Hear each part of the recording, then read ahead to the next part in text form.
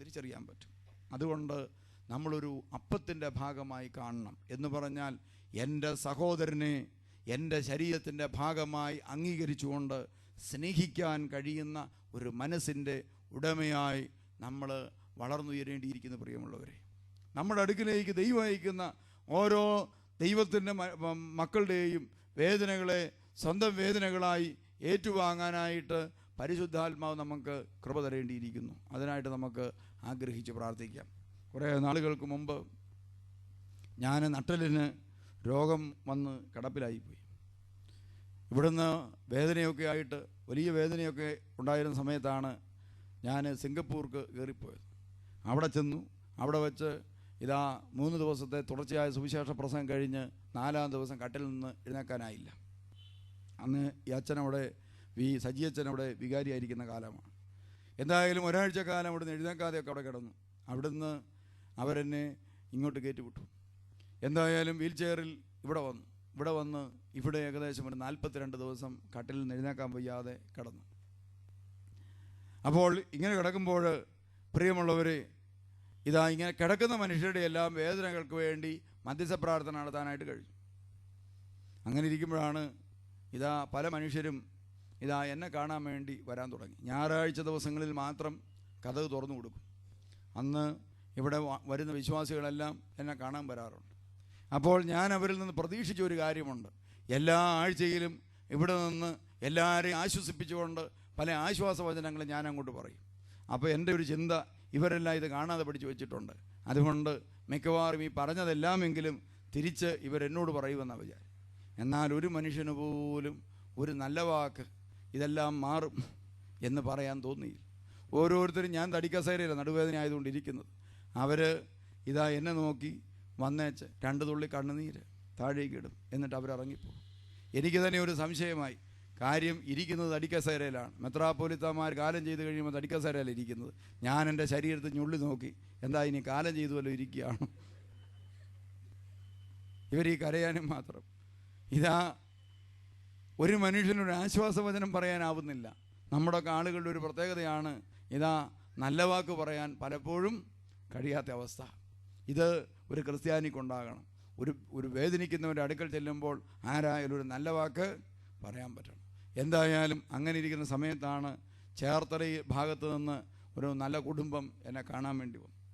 അവരെന്നെ കണ്ടിട്ട് എന്നോട് പറഞ്ഞു, തിരുമേനി ഒന്നുകൊണ്ടും ഭാരപ്പെടണ്ട, ദൈവം എല്ലാം മാറ്റാനായിട്ട് തീരുമാനിച്ചിട്ടുണ്ട്. അപ്പോൾ ഞാൻ വെല്ലൂർ മെഡിക്കൽ കോളേജിലേക്ക് ഓപ്പറേഷന് പോവുകയാണ്. എന്നിട്ട് പറഞ്ഞു, വെല്ലൂർ മെഡിക്കൽ കോളേജിൽ ചെന്ന് കഴിയുമ്പോൾ എല്ലാത്തിനും തീരുമാനമാകും. ഞങ്ങളുടെ വല്യമ്മച്ചി 10 വർഷം മുമ്പ് വെല്ലൂർ മെഡിക്കൽ കോളേജിൽ ഓപ്പറേഷൻ കഴിഞ്ഞതാണ്. ഞങ്ങളുടെ വല്യമ്മച്ചി 10 വർഷമായിട്ട് ഇതുവരെ എഴുന്നേറ്റ് നടന്നിട്ടില്ല. എല്ലാത്തിനും തീരുമാനമാകും. ഇതുപോലത്തെ ആശ്വാസവാക്കുകൾക്കപ്പുറത്ത് മനുഷ്യന് സമാധാനവും സന്തോഷവും നൽകുന്ന, പ്രത്യാശ നൽകുന്ന വാക്കുകൾ പറയാൻ നമുക്കെത്രയായിട്ടും പരിശീലനം കിട്ടുന്നില്ല. കാരണം എന്താണ് പ്രിയമുള്ളവരെ, കൂട്ടായ്മ ജീവിതവും ഒരപ്പത്തിൻ്റെ ഭാഗവും എന്ന നിലയിൽ നാം കാര്യമായി പരിശീലിക്കപ്പെട്ടിട്ടില്ല. ഒരു ക്രിസ്തീയ സഭാ സമൂഹത്തിൻ്റെ ഭാഗം എന്ന നിലയിൽ നമ്മൾ പരിശീലിപ്പിക്കപ്പെട്ടിട്ടില്ല. നമ്മളൊക്കെ ഒരു സഭാ വിഭാഗം എന്ന നിലയിൽ ഇരിക്കുന്നുണ്ടെങ്കിലും രാവിലെ പള്ളിയിൽ പോകാറുണ്ട്, പ്രാർത്ഥിക്കാറുണ്ട്. അത് കഴിഞ്ഞ് പുറത്തിറങ്ങി കഴിഞ്ഞാൽ ലാഭത്തിന് വല്ലതും ലേലം വിളിച്ചുകൊണ്ട് പോരാമോ എന്ന് മാത്രം ചിന്തിക്കുന്നു. അതിനപ്പുറത്ത് ഞാൻ ഈ സഭാ സമൂഹത്തിൻ്റെ ഭാഗമാണ്. എൻ്റെ പള്ളിയിൽ ഇടവകയിൽപ്പെട്ട ആരെങ്കിലും രോഗിയാണോ, അതോ ആരെങ്കിലും സാമ്പത്തികമായി വിഷമിക്കുന്നുണ്ടോ, ആരെങ്കിലും ഭക്ഷണം കഴിച്ചിട്ടുണ്ടോ, ആരെങ്കിലും വസ്ത്രം ധരിക്കാത്തവരുണ്ടോ എന്ന് ചിന്തിക്കാൻ നിങ്ങളുടെ മനസ്സുയരാത്തതിൻ്റെ കാരണം പരിശുദ്ധാത്മാവിൻ്റെ സഭയിലുള്ള പ്രവർത്തനങ്ങളോട് നിങ്ങളുടെ ജീവിതം കൊണ്ട് നിങ്ങൾ സഹകരിക്കാത്തതുകൊണ്ടാണ്. പ്രിയമുള്ളവരെ, സഹകരിക്കാത്തതുകൊണ്ടാണ്. അതുകൊണ്ട് നമുക്ക് ആത്മാർത്ഥമായി ആഗ്രഹിക്കാം. കുറേ നാളുകൾക്ക് മുമ്പ് ഈ പ്രദേശത്ത് നമ്മുടെ രോഗികളെ കാണാൻ വേണ്ടി കുറേ ആളുകൾ പോകുന്നുണ്ട്. അവർ പോയി വന്ന ശേഷം എന്നോട് പറഞ്ഞു, ഒരു ഹൈന്ദവനായ മനുഷ്യൻ രോഗിയായിട്ട് കുറേ കാലമായിട്ട് കിടക്കുകയാണ്. അയാൾ മരിച്ചുപോയി ഈ അടുത്ത കാലത്ത്. അപ്പോൾ അവർ വന്ന് പറഞ്ഞു, അയാൾ പറഞ്ഞു തിരുമേനിയെ കണ്ടാൽ കൊള്ളാവുന്ന ആഗ്രഹമുണ്ട്. ഞാൻ പറഞ്ഞു, നല്ല ആഗ്രഹമാണല്ലോ, എന്തായാലും ഇവിടം വരെ പോയേക്കാവെന്ന് പറഞ്ഞു. അങ്ങനെ ഞാൻ അദ്ദേഹത്തെ കാണാൻ ചെന്ന് കഴിഞ്ഞപ്പോഴാണ് ഒരു കാഴ്ച കണ്ടത്. പ്രിയമുള്ളവർ, ഒരു മുറി മാത്രം, ഒരു മുറിയുടെ ഒരു മൂലയിൽ ഒരു അടുക്കള, ചെറിയൊരു അടുക്കളയുണ്ട്. മൊത്തം ഇരുട്ടാണ്. കാരണം പുകയെല്ലാം വന്ന് മൊത്തം ഇരുണ്ടിരിക്കുകയാണ്. തേച്ചിട്ടുള്ള വീടല്ല, മുഴുവൻ കട്ട കെട്ടിയ വീടാണ്. അതിനകത്തൊരു മുറി മാത്രമേ ഉള്ളൂ. ഇതാ ആ മുറിക്ക് അകത്ത് ഒരു കട്ടിലിൽ, ഒരു കയറ് കട്ടിലിൽ ഇയാൾ കിടപ്പുണ്ട്. കാര്യമായ പായും തലവണിയൊന്നും അതിൽ കാണുന്നില്ല. അപ്പം ഞാൻ ചോദിച്ചു, എഴുന്നേക്കാൻ മേലല്ലോ, പിന്നെ എവിടെയാണ് ബാത്റൂം? ഉടനെ അവർ പറഞ്ഞു ബാത്റൂം ഇവിടെയല്ലെന്ന് പറഞ്ഞു. അന്നേരം ഞാൻ ചോദിച്ചു പിന്നെ എവിടെയാണെന്ന് ചോദിച്ചു. പുറത്താണ്. എങ്ങനെ പോകും പുറത്തേക്ക്? ആകപ്പാടെ 2 സെൻറ്റ് സ്ഥലമേ ഉള്ളൂ, അതിനകത്താണ് വീടിരിക്കുക. അപ്പം പുറത്താണെങ്കിൽ എങ്ങനെയാണെന്ന് ചോദിച്ചപ്പോൾ പുറത്തും ഇല്ലെന്ന് പറഞ്ഞു. പുറത്തും ഇല്ല, അകത്തും ഇല്ല. അപ്പം ഞാൻ ചോദിച്ചു പിന്നെ എങ്ങനെ ഈ കാര്യം സാധിക്കുന്നത്? അതോ ഇല്ലേ ഇത് സംഭവം, ഭക്ഷണമൊന്നും കഴിക്കുന്നില്ലേ? അപ്പോൾ എന്നോട് പറഞ്ഞു, ഞങ്ങൾ ഓരോ ദിവസവും ഓരോ പ്ലാസ്റ്റിക് കൂടെടുക്കും. ആ പ്ലാസ്റ്റിക് കൂടിൽ ഇതാ മലവിസർജനം ചെയ്തിട്ട് കെട്ടിവെക്കും. എന്നിട്ട് ഭാര്യ പോകുന്ന വഴിക്ക് എവിടെയെങ്കിലും ഇട്ടിട്ട് പോരുകയാണ്. അല്ലാതെ ഞങ്ങൾക്ക് ഇവിടെ ബാത്റൂമും ഇല്ല, ഒന്നുമില്ല. പ്രിയമുള്ളവരെ, അപ്പോൾ ഇങ്ങനെ വിഷമിക്കുന്ന എത്രയും മനുഷ്യർ. ഞാനിവിടെ തിരിച്ചു വന്നപ്പോൾ ഈ കോമ്പൗണ്ടിനകത്തൂടെ മാത്രം വെറുതെ സാധനങ്ങൾ പെറുക്കി നടന്നേ ഉള്ളൂ. കട്ട ചെറുതെല്ലാം അവിടെയൊക്കെ ഇരിപ്പുണ്ട്. അതെല്ലാം ആളുകളെ കൊണ്ട് എടുപ്പിച്ചു. അവിടെ ഇവിടെയൊക്കെ ആയിട്ട് പൈപ്പുകൾ കിടപ്പുണ്ട്. ആ പൈപ്പുകൾ മാത്രം എടുപ്പിച്ചു. അതുപോലെ ഇവിടെ പണി കഴിഞ്ഞ് കിടന്ന കമ്പികൾ മാത്രം എടുത്തു. ഇവിടെ കിടക്കുന്ന വേസ്റ്റ് സാധനങ്ങൾ മാത്രം എടുത്തപ്പോൾ പ്രിയമുള്ളവരെ, അവർക്കൊരു ഇതാ നല്ല ഒന്നാന്തരം ബാത്റൂം പണിയാനുള്ള സാധനങ്ങളായി. കണ്ടോ? ഒരു ദേവാലയത്തിൻ്റെ പരിസരത്ത് ചിതറിക്കിടന്ന സാധനങ്ങൾ ഒരുമിച്ച് കൂട്ടിയപ്പോൾ അവർക്ക് ഇതാ ഉപയോഗിക്കാൻ പറ്റുന്നൊരു ബാത്റൂമായി മാറി. അങ്ങനെയാണെങ്കിൽ നിങ്ങളുടെ ജീവിതത്തിലെ ഇതാ നിങ്ങൾ തള്ളിക്കളഞ്ഞ വസ്തുക്കൾ മാത്രം ഇതാ ഉപയോഗിച്ചാൽ ഇതാ ഈ പ്രിയമുള്ളവരെ, ഭക്ഷണത്തിൻ്റെ കാര്യത്തിലും വീടുകളുടെ കാര്യത്തിലും അതുപോലെ മറ്റെല്ലാ കാര്യത്തിലും മറ്റനേകം പേർ ഇതാ അനുഗ്രഹിക്കപ്പെടും.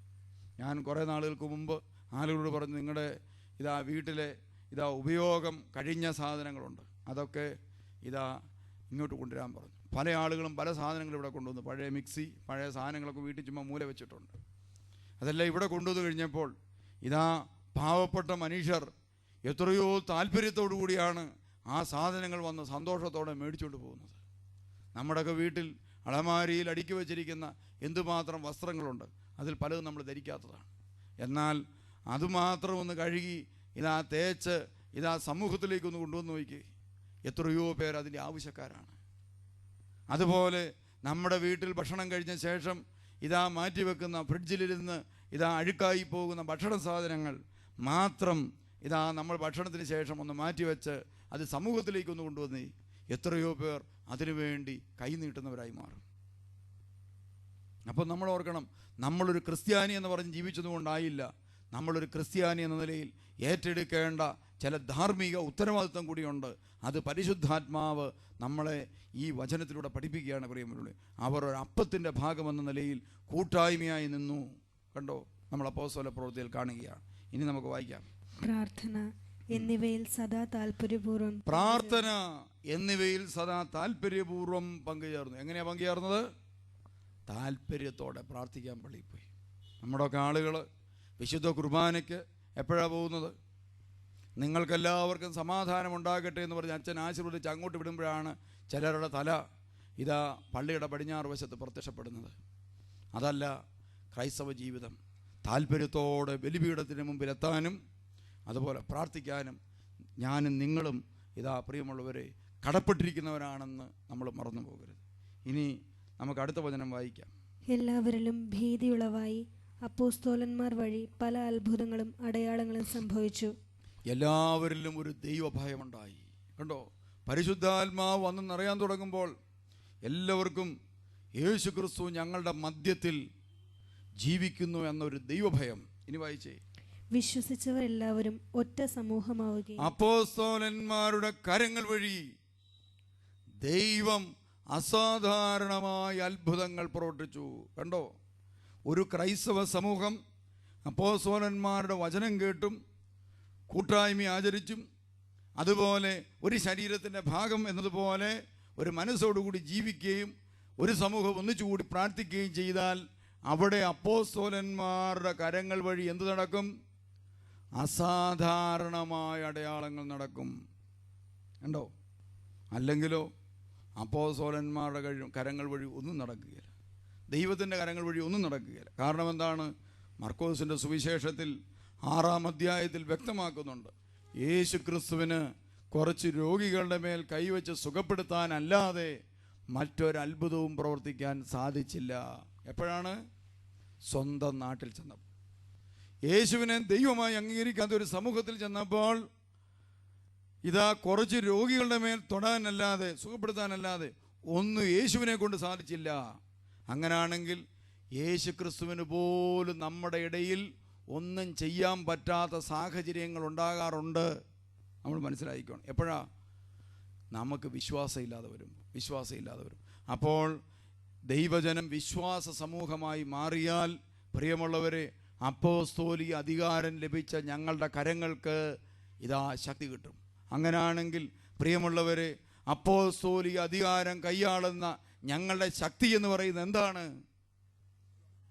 ദൈവജനത്തിൻ്റെ വിശ്വാസമാണ് ഞങ്ങളുടെ ശക്തി. പ്രിയമുള്ളവർ, നിങ്ങൾ മനസ്സിലാക്കിയിരിക്കണം. ദൈവജനത്തിൻ്റെ വിശ്വാസം തകരുമ്പോൾ അപ്പോസ്തലന്മാർ തളർന്ന് ഒന്നും ചെയ്യാൻ കഴിയാത്ത നിഷ്ക്രിയരായി പോകാൻ കാരണമാകും. പ്രിയമുള്ളവരെ, അതുകൊണ്ട് ദൈവജനം വിശ്വാസം കാത്തു സൂക്ഷിച്ച് നിൽക്കേണ്ടത് പ്രിയമുള്ളവരെ അപ്പോസ്തലന്മാരുടെ ആവശ്യമാണ്, സഭയുടെ ആവശ്യമാണ്.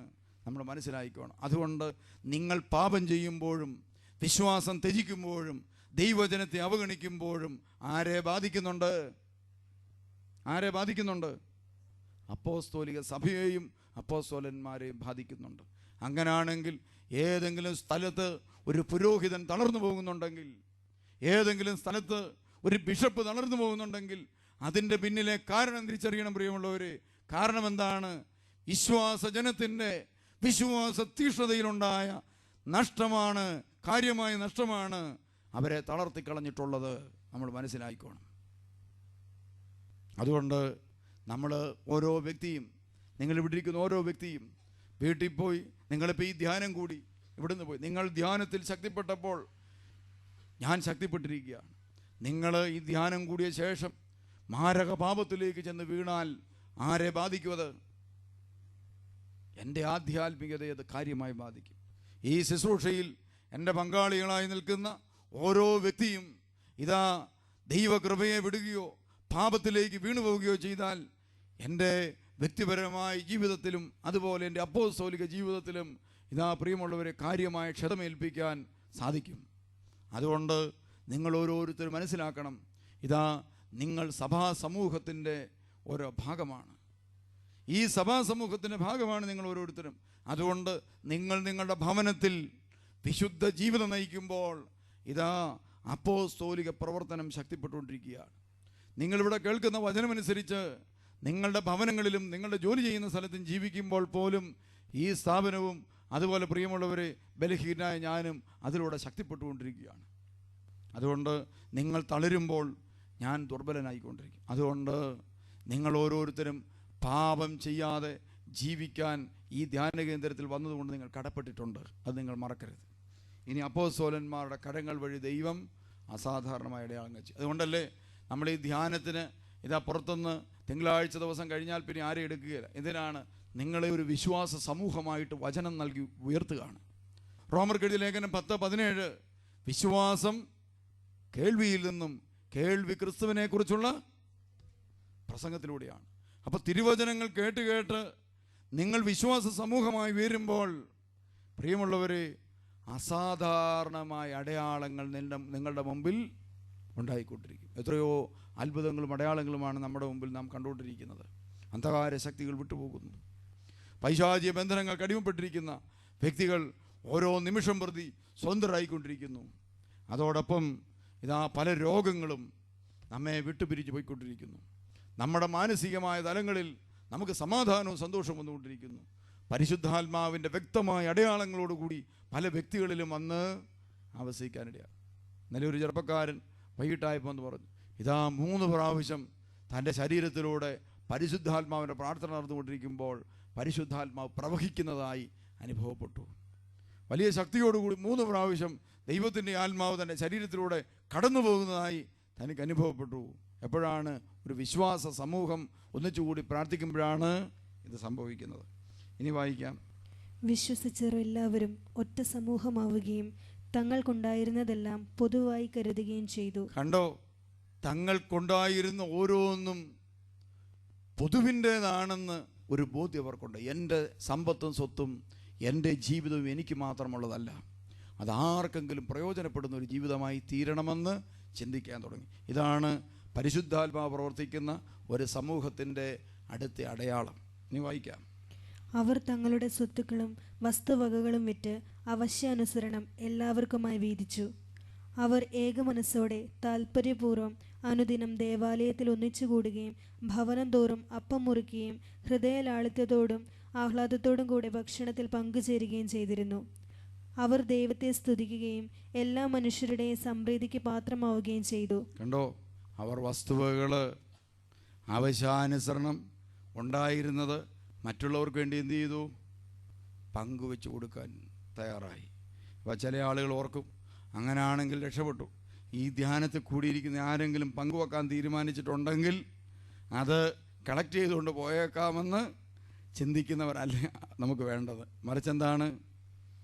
ഇതാ, നമുക്കുള്ളതില്ലാത്ത ആരെങ്കിലും ഉണ്ടെങ്കിൽ അവർക്ക് വേണ്ടി ഞാൻ എന്നെ തന്നെ പങ്കുവച്ചേക്കാം എന്നാണ് നമ്മൾ ചിന്തിക്കേണ്ടത്. അങ്ങനെ സമൂഹത്തിൻ്റെ സംപ്രീതിക്ക് പാത്രമായി തീർന്നു ആര്? ക്രിസ്ത്യാനികൾ. സമൂഹത്തിൻ്റെ സംപ്രീതിക്ക് പാത്രമായി തീർന്നു ക്രിസ്ത്യാനികൾ സമൂഹമധ്യത്തിൽ ഇതാ മറ്റുള്ളവരുടെ ഇടയിൽ ക്രിസ്തുവിൻ്റെ യഥാർത്ഥ സാക്ഷികളായി മാറണമെന്ന് ദൈവം ആഗ്രഹിക്കുന്നുണ്ട്. പ്രിയമുള്ളവരെ, ദൈവം ആഗ്രഹിക്കുന്നുണ്ട്. അതുകൊണ്ട് നമുക്ക് ആത്മാർത്ഥമായി പരിശുദ്ധാത്മാവിൻ്റെ കൃപയിൽ ആശ്രയിക്കാം. ഇതാ, ആദിമ നൂറ്റാണ്ടിലെ അപ്പോസ്തലന്മാർ എങ്ങനെ ജീവിച്ചോ അങ്ങനെ ജീവിക്കുന്ന ഒരനുഭവത്തിലേക്ക് ഉയരാൻ വേണ്ടി നമുക്ക് ആഗ്രഹിക്കുകയും തീക്ഷ്ണതയോടെ നമുക്ക് പ്രാർത്ഥിക്കുകയും